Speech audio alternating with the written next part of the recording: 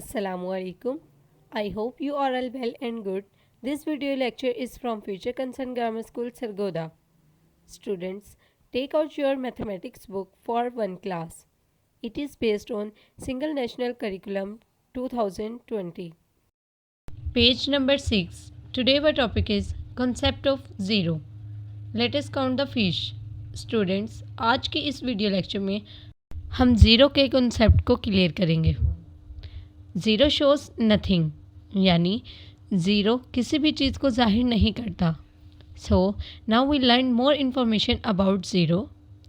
There are two fish in the fish bowl a, यानी fish bowl ए में कितनी fishes हैं? 2 fish. Now look at the fish bowl B. How many fish can you see in the fish bowl B? There are no fish in the fish bowl B. यानी fish bowl B में कोई fish नहीं है. The number of fish in the fish bowl B is 0. यानी fish bowl B में 0 fish हैं. For more updates, you can scan the QR codes. Thanks for watching. Allah Hafiz.